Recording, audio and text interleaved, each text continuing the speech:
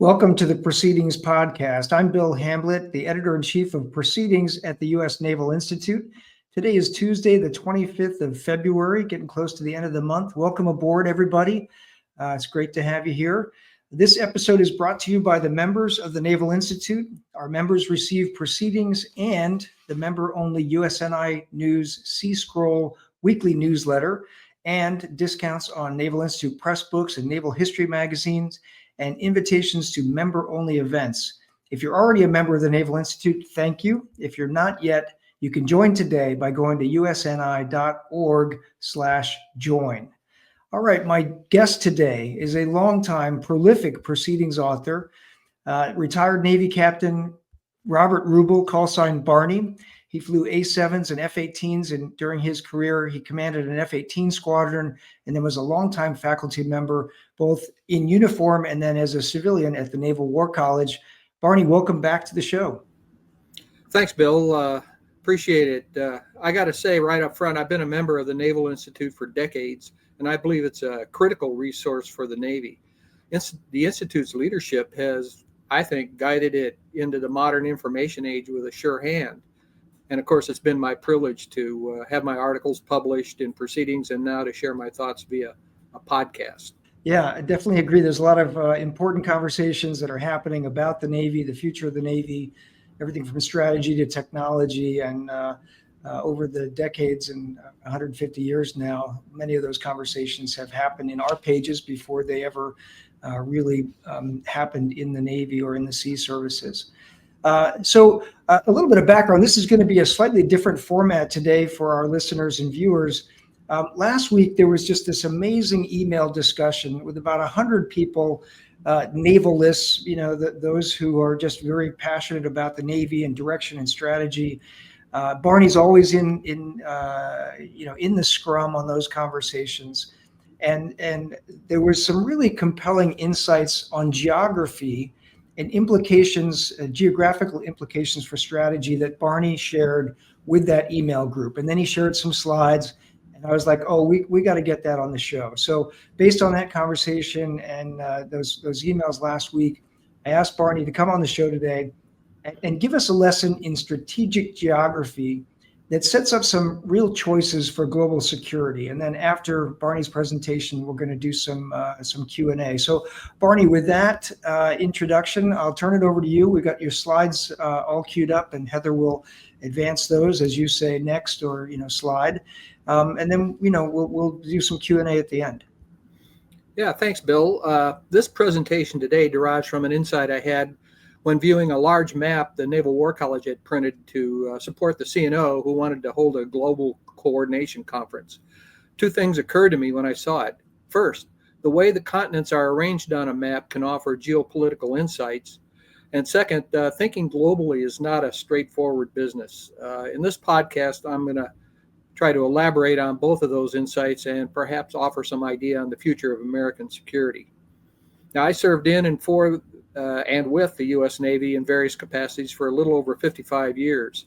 As a result of my experience, I've developed some insights on America's place in the world, which is not so easy to describe and get a grip on. One requirement is the ability to think globally, which is also not a straightforward skill. As a sailor, I naturally use maps and charts for navigation, strike planning, and wargaming. That use of maps combined with actual strategic planning led me to develop some ideas on how to use them better and how to understand how America fits into the world and perhaps where it's going. In terms of thinking globally, back in 2003, I designed and directed a war game whose purpose was to determine the compatibility or incompatibility of the service's future concepts. One element of game design was that it featured player cells representing all the unified commands, each one with a one-star admiral or general as the cell leader. To put stress on the concepts, we injected near-simultaneous crisis scenarios around the world. In the hot wash, the admirals and generals expressed the insight that what happens in one area of responsibility affects matters in the others, kind of a blinding flash of the obvious. They then recommended that an operational level command be established that had global logistic authority. I bring this up because it's becoming increasingly clear to me that the U.S. can no longer afford to pursue a national security strategy on a region by region basis. It needs to be holistically global. But to achieve a global point of view, you have to start with the world ocean because it connects all the continents. My experiences at sea around the world, as well as with wargaming and strategy development, gave me a deep appreciation for the world's maritime geography, as well as a similarly deep appreciation for maps and charts. And I guess this combination of experience, research, and gaming prepared my mind for the epiphany I had back in 2013, how alternate depictions of geography can yield new geopolitical insights. At the risk of talking down to the likely audience here, I'm going to say that geopolitics is the study of how geography influences human politics for a sailor, or human politics. For a sailor like me, the influence that the configuration of the world's oceans and seas has on geopolitical affairs is of primary interest. But the oceans are large, and so to understand them, we have to resort to charts and maps, specifically and most commonly, Mercator projections of the world. The 2013 Flag Officer Conference I mentioned was called by the Chief of Naval Operations to achieve better global coordination among fleet commanders and other naval leaders. In preparation, we ordered the printing of a massive 24 by 40 foot canvas map of the world. More on that later, but while looking at the map laid out on the floor of our auditorium, I realized that the way a map is depicted could offer useful insights on potential future directions of U.S. policy. So let me start by saying physical geography is not the only basis for drawing a map of the world. It can also be depicted in schematic terms, be they economic, political, or some other factor. In fact, I believe that developing global thinking requires the fusion of physical geography with a schematic functional perspective. In this presentation, I'll use several schematic maps in addition to the normal Mercator projection. Before I get into maps and charts, I want to show you an early expression of global thinking. Sir Walter Raleigh was a 16th century English soldier and explorer who had a hand in the colonization of Virginia and the defeat of the Spanish Armada. At the time, England was engaged in colonization around the world, and as an inherently maritime power, thought in terms of commerce. So this syllogism is at once maritime and commercial, but it's a way of looking at the world as a whole, a collection of resources and markets. One could say that the Chinese tend to think in those terms too. Raleigh had another quote that seems all too relevant today. He said, "It is not truth, but opinion that can travel the world without a passport." Next slide. So in the spirit of Raleigh's syllogism, here's one coined by the British geographer Halford Mackinder, who's widely regarded as the father of geopolitics. His famous book, Democratic Ideals and Reality, was published in 1919 and laid out the geopolitical theory that Eurasia was a potential powerhouse due to its resources and population.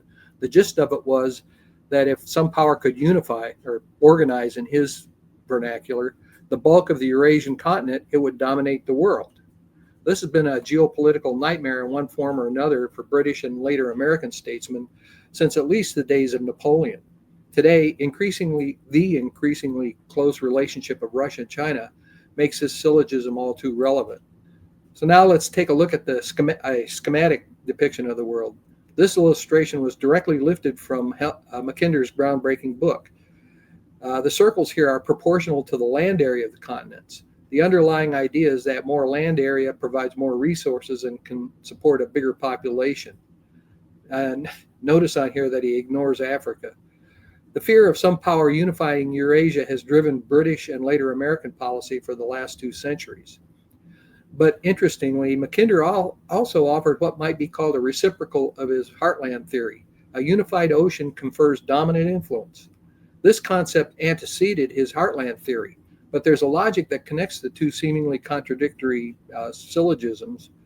A unified Eurasia would have the industrial policy or power to build a dominant navy. So keep that connection in mind as we proceed. Mackinder's work spawned a lot of subsequent theorizing about geopolitics. Nicholas Speakman of Yale introduced the idea of the rimlands, the control or at least prevention of control of which would prevent a heartland power from achieving global dominance. This idea has figured prominently in U.S. policy, especially since the end of World War II. So here's Speakman's syllogism. He reformulated Mackinder's. Now, reading between the lines of this syllogism, we see a kind of counter to Mackinder's syllogism on the heartland and an assumption of his quote on sea power. For Speakman's syllogism to hold water, as it were, a countervailing power or group of powers would have to possess command of the sea in order to project power along the Eurasian littoral and maneuver along it, and other aspects including economic dominance. So this is what actually happened. This is kind of a Venn diagram of the size of the circles roughly indicate power and influence. History has thus far played out in a manner very different from what either Mackinder or Speakman foresaw. The continent that was organized was North America, and it was the United States that became the principal power in the world. However, by ruling or controlling the world, the U.S. established after World War II a framework of institutions, including the United Nations, the International Monetary Fund, and others, that were designed to prevent recurrence of the factors that led to the world wars, designed to establish a level economic playing field and provide forums for nations to air grievances and coordinate actions, as well as seek justice. The international order that emerged can be termed a system. So despite many differing policies and many embedded hostilities, the system has endured, spawning extensive globalization, especially after the fall of the Soviet Union. And we know now, or it seems to us, that China is intent on changing the rules of that system and installing itself as the leader or the broker of that system. So now we're going to get the maps. Let's consider the world map, or the world via the Mercator projection here. Mackinder's and Speakman's theories were global in span, so it's natural that we consider them via a map of the world. And depicted here is a standard Mercator projection of the globe. We're not so much interested in the physical distortions inherent in the projection as we are in the juxtaposition of the continents.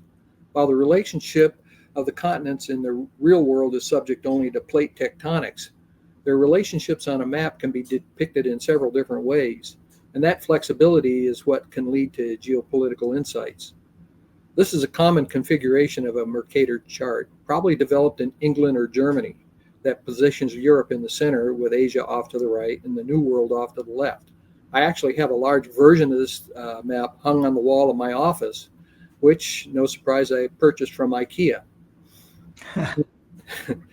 In a vague way, this projection follows the old T&O maps of the world from the Middle Ages, and there's one shown on the inset there that depicted Europe, Asia, and Africa. In that chart, Jerusalem is depicted in the center of the three known continents. It should be no surprise that the map was created by a monk in the 7th century CE. I've labeled the Mercator projection on the colonial world because it presents the world as European strategists from the late 15th through the early 20th centuries would have seen it. For them, this was a map of opportunities, places that could be exploited. Likely you've seen this type of Mercator chart with the Western Hemisphere in the middle, probably published in New York. Its depiction of both oceans in their entirety suggests that the U.S. sees the world in bifurcated terms, Europe and the East. The oceans insulate us, but they're also highways to Eurasia, and we can take a region-by-region approach to security. I think that this depiction is what American sea power theorist Alfred Thayer Mahan likely had in his mind as he crafted his ideas. At center, strategically, was the Monroe Doctrine, the defense of Western Hemisphere. What this map depicted for Mahan was a world of threats that might emanate from Europe or possibly Japan. When Mahan wrote his most influential works, the Panama Canal had yet to be finished. So the U.S. was bifurcated into two almost geographically independent coasts. Thus, there were two separate outside worlds for him to consider, Europe and the East. This outlook has been embedded in U.S. security doctrine since the American Revolution. As it turns out, the unified command plan of regional areas of responsibility can be depicted easily on a Western Hemisphere-centric projection, which provides insight into the mindset of U.S. policymakers. Especially in the wake of the Cold War, the U.S. has had the luxury of looking at the world on a region-by-region basis. There was no global competitor or resource constraint that would force a shift in thinking to a true global perspective. This way of looking at the world is starting to become overtaken by events, though. China's rise and its expansionist policy have manifested so far in its Belt and Road Initiative, as well as its de facto leadership of the BRIC, an alternate system whose membership is increasing. The emerging China-Russia axis is also a concern in that they could cause major simultaneous problems on both sides of the world. The point is that the world is changing in ways that the Unified Command Plan and its embedded regionalized view of the world does not accommodate well. A sign of this change is that NATO countries are deploying their naval forces to the Western Pacific. Chinese cartographers might produce this type of projection. The ocean of interest, the Pacific, is shown whole, while the Atlantic is bifurcated. This could indicate that the Atlantic is peripheral to Chinese interests. Chinese strategists who conceived of the Belt and Road initiatives likely saw the world in this way. I've entitled it Mackinder's Nightmare precisely because it implies that a Eurasia, where most of the world's population resides, can achieve dominant influence if China and Russia can coordinate their interests. The U.S. and the rest of the Western Hemisphere is marginalized off to the right. All right, so here's what I saw in 2013. Our large map was printed in 4 sections of 90 degrees of longitude each, able to be velcroed together in any order. For convenience, my faculty laid it out in this way to facilitate placement of over 600 models and markers needed to represent the entire U.S. Navy. Looking down at the map from the auditorium balcony, I realized that it was telling me something important. First, the U.S. was split down the Mississippi River. Beyond physical convenience for placing markers, it implied that between New York and Los Angeles, there was nothing of geopolitical interest happening. But that was just a start. My initial insight was that the U.S. Navy does not deploy out from the U.S. Rather, it converges on Eurasia. This has major implications for Navy coordination and strategic planning, but the map also offers some additional geopolitical perspective. So what if we sliced and diced a Mercator projector to reflect this large map? So here I've rearranged the Mercator projection to mimic what I saw on the game floor. What comes to mind is that, seen from the perspective of strategic planners in China and Russia, the U.S. is an edge power. If you are in Eurasia, no matter which way you look, you eventually come to the U.S. Geopolitically, the U.S. encloses their world, and that's not a good thing from their perspective. Moreover, the oceans are not so much moats that protect us as they are highways for the U.S. to influence events in Eurasian rimlands. Again, not a good thing in Chinese or Russian eyes. Authoritarian continental Eurasian powers have two basic political rules, and here I've learned this from Sally Payne, a distinguished professor at the Naval War College. First, do not engage in two-front wars, and second, do not allow a strong neighbor to develop on your border. The U.S. as an edge power prevents the Eurasian continental powers from following either of these rules. One example was the ability of the U.S. to support the Soviet Union in World War II, and later President Nixon's courting of China. Command of the sea allows the U.S. to impose a multi-front war on anyone, and also turns the U.S. into a virtual, strong, pushy neighbor. This map also indicates that the U.S. is in a perfect geographical position to act as a kind of a sysadmin for the global system. Again, because there's nothing of political significance happening between the east and west coasts, the map can be split like this, and from a functional standpoint, the U.S. can exploit its command of the sea to defend the global system it established. But that's not the whole story. We'll zoom in on Eurasia to get additional insight on the headaches that afflict strategists in Russia and China, and those of France and Germany before them. Life is tough enough for continental powers. First, they're geographic prisoners that lack unimpeded access to the world ocean, or let's better say, potentially unimpeded access to the world ocean.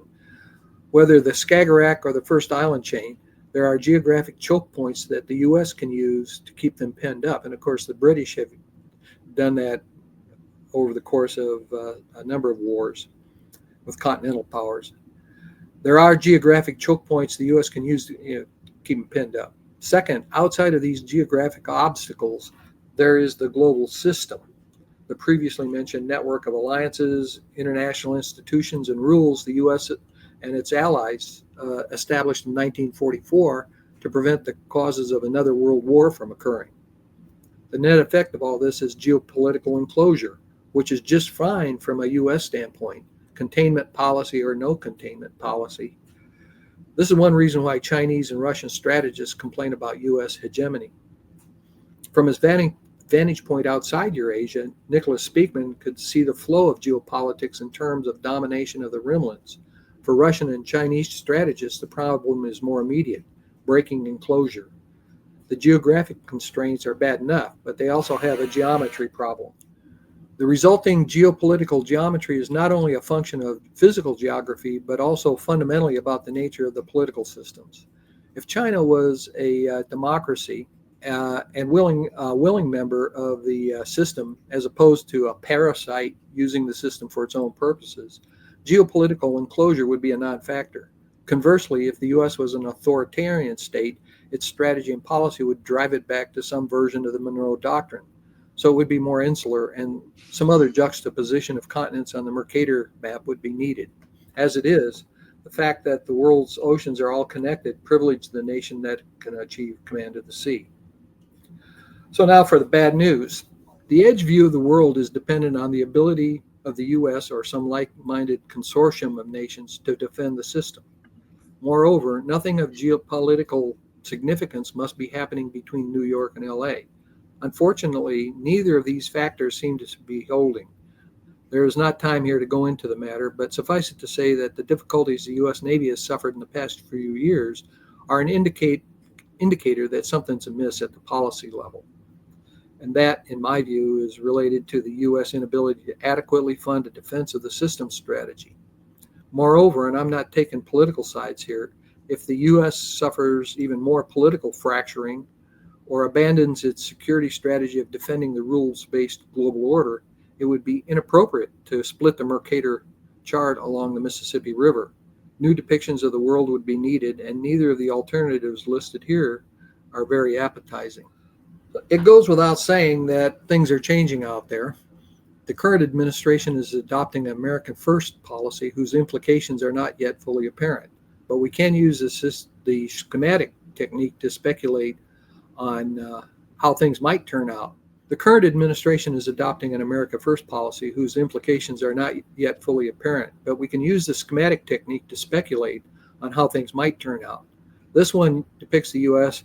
presiding over a residual set of allies and partners, while Russia, China, Iran, and North Korea continue to form an axis of resistance to the export of American values and its de facto leadership of the global order.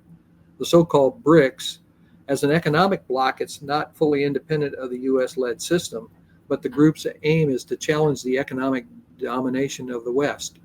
Since Russia, China, and Iran are in both groups, I show the circles in a kind of Venn diagram way. Slicing and dicing the world in this way might offer insights. I could have shown this slide earlier in the podcast, but I've left it to now to show that while the previous slide shows a world fragmenting, there are powerful forces that tend to glue it together. I created this slide back in 2006 when the Naval War College was conducting a research project in support of the development of what became the 2007 cooperative strategy for 21st century sea power. We were attempting to find a pivot point for the strategy, and after a 6-week-long strategic war game, we arrived at the blinding flash of the obvious. It's the system, stupid. So what you see here is a simplistic depiction of the world economic system.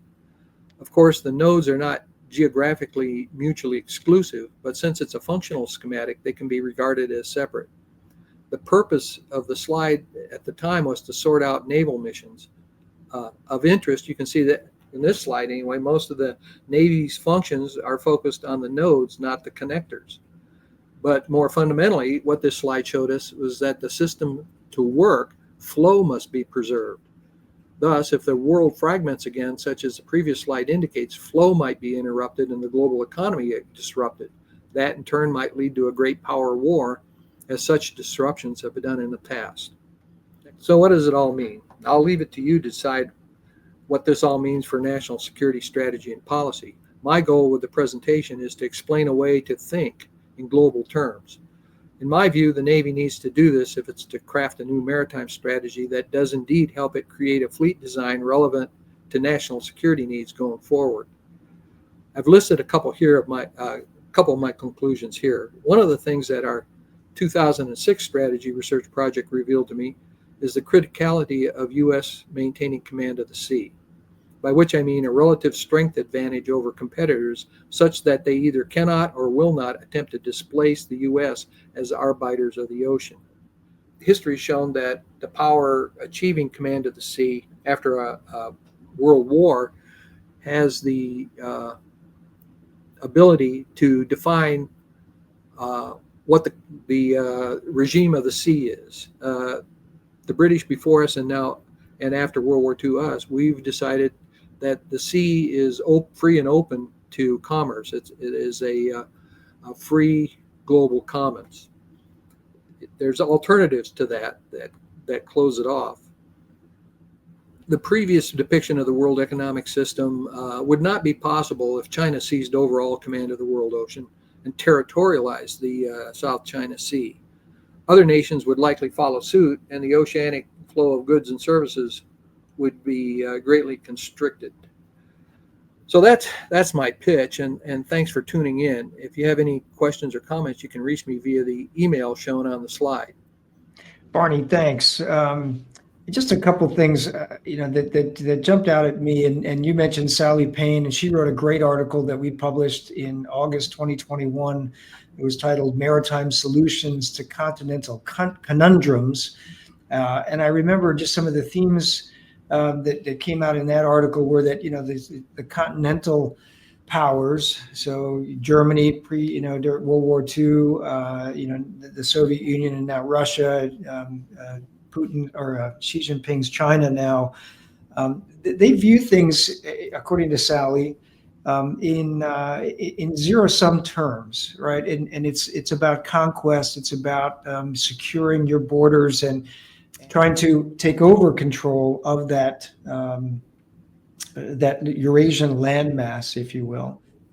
Whereas maritime powers tend to see the world in not zero-sum terms, but in amalgamated terms, as hey, our ability to work together to trade is vitally important. And as you pointed out in your presentation, the international system has to be the most important thing. It's not about borders. It's not about control. It's about a system that functions for the benefit of mankind writ large, right? And so there you get into the post-World War II, the American Pax Americana, the value system of us and our allies, things like Treaty Alliance, Treaty Organization, NATO, the power of those kinds of things. I found it interesting last week when you brought this up originally, and then as you went through the slides again, the idea that you can look at the world from just slide to the left or to the right, the continents, and your view changes, right? I thought that was the most important thing. And maybe it's a blinding flash of the obvious, as you said it was when you guys up at the War College had that 24 by 40 foot map. You realized it was telling you something. Repeat again the point you made about it's not that the U.S. so much deploys out from, or the U.S. Navy deploys out from, but that we deploy, how did you put that? We deploy to the rimland, right? Well, the U.S. Navy converges. Converges, that was the word. Now the good news there, if the Navy truly took it to heart, it's a form of global thinking. In other words, we're converging on Eurasia, and that encompasses all the oceans, really. But it also suggests that there needs to be coordination between the Atlantic Fleet and the Pacific Fleet, right? Sure. The last time the Navy acted on that insight was when Admiral Tom Hayward became CNO and started the process of developing the maritime strategy in the late 79, 80s. What he saw was that if the Soviets invaded Germany, West Germany, that the joint, the SecDef might order all his carrier groups to the Atlantic to support NATO. That would denude the Pacific of any significant naval power, and the Soviets would be free to do all kind of things there. So he needed to devise a way or a strategy to keep at least some of the carrier battle groups in the Pacific. And they developed a sea strike plan. So his idea was to strike Soviet military installations on its east coast, in Kamchatka and Vladivostok and all those places, to force them to keep forces there so they couldn't send them across to reinforce the invasion of NATO. Then later, when he became CNO, he started looking at the war plans, and he realized they were all devised independently. And in the aggregate, they assumed the immediate quick availability of 22 carrier battle groups. Well, we only had 12, I think, maybe not even 12 or 13. So there was no global coordination of regional commander war plans. So he looked at the world globally, at least from the aspect of war with the Soviet Union, which involved both oceans, Right. and the maritime strategy was eventually developed. So that he did that. Interestingly, after the 9/11 attacks, we ran at the War College. We ran a series of war games between the Navy and the Coast Guard to try to figure out how those two services ought to coordinate for U.S. homeland maritime security. Yeah. And it immediately became obvious that there were not enough ships and aircraft in both services combined to adopt a patrolling strategy, because the U.S. just had too much coastline. And you have to, of course, include Puerto Rico and Hawaii and Guam, et cetera, American Samoa. So then the second iteration of strategizing said that, well, we'll just scale up the Navy's tactical defense doctrine, a layered defense where you have battle group defense. You have the outer layer is the fighters, next the middle layer is missiles, area missiles, and then the inner layer is point defense. Right. So we'll just scale that up to the transoceanic level. But then what does that mean? That means our allies on the other side of the ocean would be our first line of defense, right? Mm. Well, this is in the now the aftermath of the U.S. invasion of Iraq, and our global reputation wasn't all that great. There was a lot of distrust. Yeah. And so we were holding maritime domain awareness meetings, conferences at the Naval War College with, a lot of foreign nations. And I remember vividly being cursed at by even close allies, trying to explain how uninterested they were in being our outer layer of homeland security defense, yeah. Right? So then finally, the solution we hit on was that all the seas have to be secured. And the way you do that is each nation operates to secure its own waters, but then shares information about what it finds with everybody else. And Mike Mullen was CNO by that time, and he fastened on that idea, and that became the source of his bumper sticker, the 1,000-ship Navy. Because just as an aside here, of course, the problem was, if, God forbid, there had been an attack of the 9/11 variety mounted from the sea, it wouldn't take long for the CNO and other admirals to be in front of Congress explaining why it happened, despite them doing their best. Right? Well, what was their best? And it became clear that their best had to be securing all the seas via liberal information sharing among all the navies. All right. So how you get there? So he developed this idea of a 1,000-ship Navy. Well, that was going nowhere either because of the distrust. So he came up to the War College, and it's now 2006. And he came up to the War College and gave what I think was a landmark keynote speech at our current strategy forum, calling for a new maritime strategy. And I got tagged to run the War College research effort to support it. And then John Morgan, the N35, came up a couple weeks later to talk to us about it, and he told us he wanted to be collaborative. I said, well, and I explained to him the process I had lined out, and at the end he says, fine, go for it. And then I asked him a question: may I invite international officers into the process?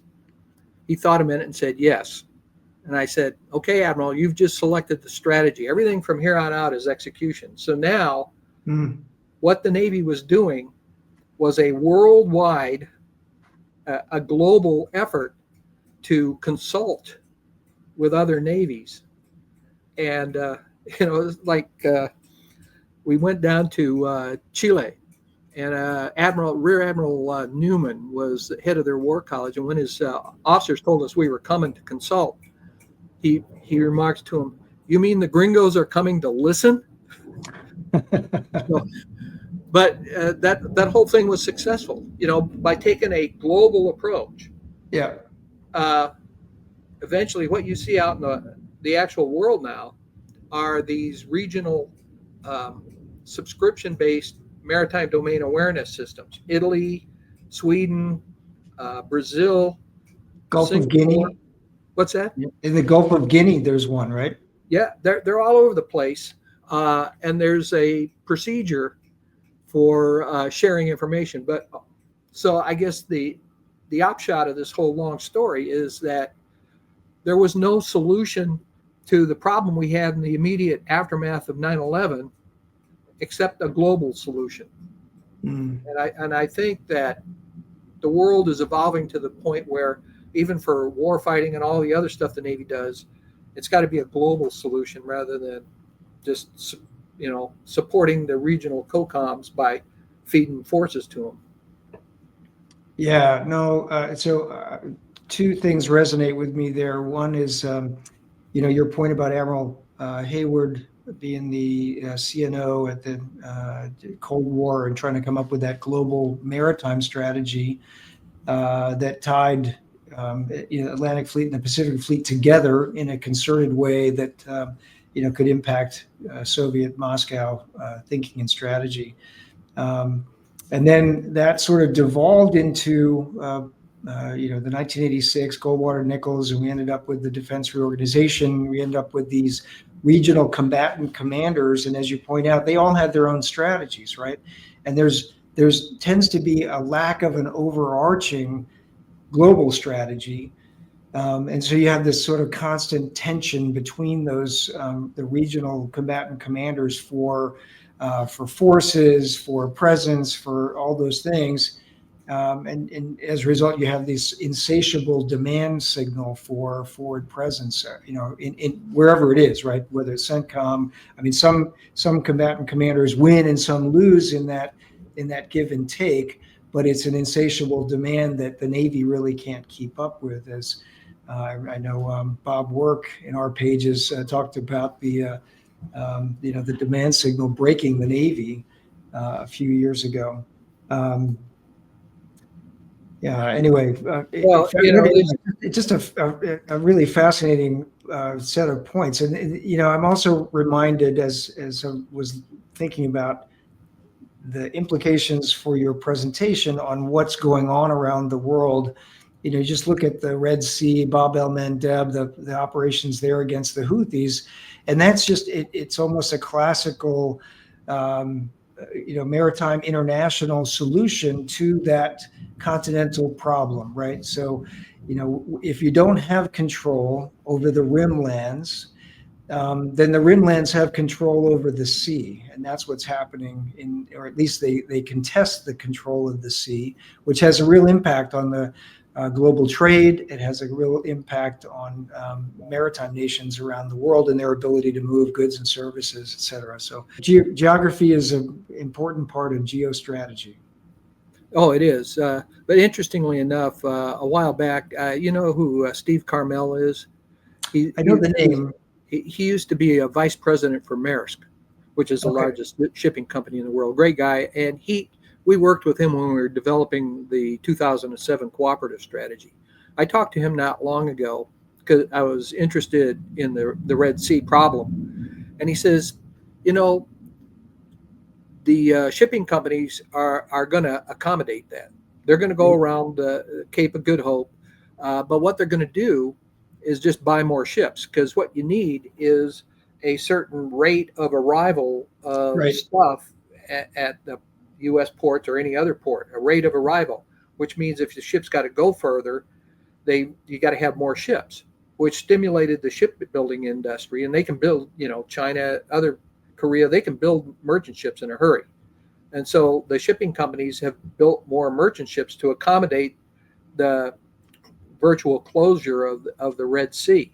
Yeah. Right. And, but what he speculated is that if the Houthis subsequently quit and the Red Sea opens back up, the shipping industry is going to collapse, because there's a way over abundance then of merchant ships they don't need. And that's going to cause financial distress. So that is pretty interesting. But it also points out geography. If you're on the external maritime position, there are ways around things. Okay, we're not going to go through Suez. We're going to go around the Cape of Good Hope. If the Panama Canal closes, fine. I mean, it's not as easy, but we'll go either through the Straits of Magellan or maybe back around the long way around the Cape of Good Hope, or maybe in the future, although it's not likely, but we'll use the Northwest Passage or something. But the thing is, for continental powers, you don't have all that many options. Certain things have to work out. Whereas for maritime external powers, you got options. And that's a big difference, a big advantage. Yeah. Anyway, great conversation. Thanks for the presentation and for tuning in with us today and sharing your slides. And this is one of those slightly different format for the show today, but I wanted to share your thinking and your presentation with our audience, and just to me, this is one of those things that it gets your mind in gear. I'll have follow-on questions and thoughts that I'll probably bring up with you in email a week or two from now. Barney, it's always great to have you on the show, and I look forward to the next thing you write for Proceedings. It's my pleasure, and of course I look forward to much more collaboration with the Institute. All right. Well, be safe out there. That concludes another episode of the Proceedings podcast, brought to you by the members of the Naval Institute. If you're not a member, you can join today. Our members receive Proceedings magazine every month, print and digital, or digital only. You also get the member-only weekly USNI News C-Scroll newsletter. Big discounts on all Naval Institute press books, Naval History magazine, and invitations to member-only exclusive events. If you're not a member yet, please join today. Go to usni.org/join. And until next episode, remember, victory begins at the Naval Institute.